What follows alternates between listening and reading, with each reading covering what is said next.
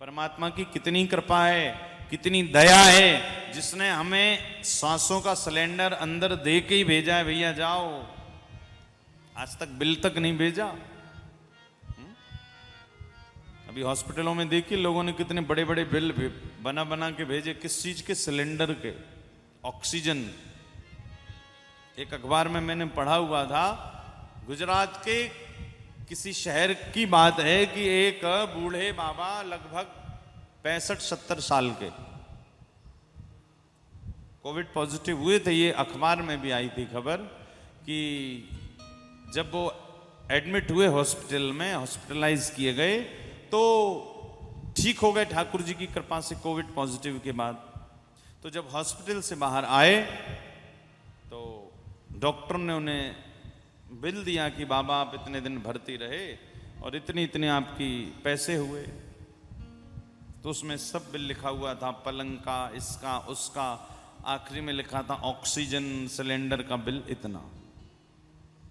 तो उन्होंने सारे पैसे दिए, किंतु जब ऑक्सीजन सिलेंडर के पैसे देने की बात आई तो वो जो बूढ़े बाबा थे उनकी आंखों में आंसू आ गए, रोने लगे। डॉक्टरों ने कहा यदि आपके पास नहीं है तो कोई बात नहीं, हम छोड़ देंगे।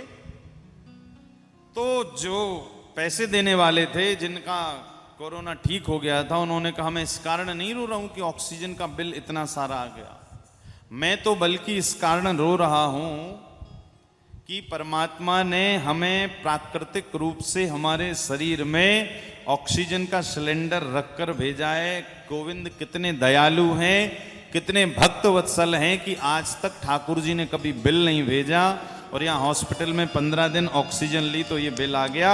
परमात्मा कितने दयालु हैं, कितने कृपालु हैं कि आज तक महाराज उन्होंने कभी बिल नहीं भेजा। और सबसे कीमती हमारे शरीर में क्या है बताइए? सांस। ये श्वास के भरोसे तो जीवित होगी नहीं, इन्हीं श्वासों से ही तो सब करते हो। और शास्त्र कहते उन्हीं को भूल जाते हो। तो भैया इन श्वासों से जीवन में केवल एक ही काम करिए, क्या? गोविंद को जपते रहिए, कथा सुनते रहिए। और ठाकुर जी को बिल तो दे नहीं सकते, तो कम से कम श्वासों का धन्यवाद है कि गोविंद को इन श्वासों से भजन सुनाते रहिए, ठाकुर जी की याद करते रहिए, इसी में आनंद है।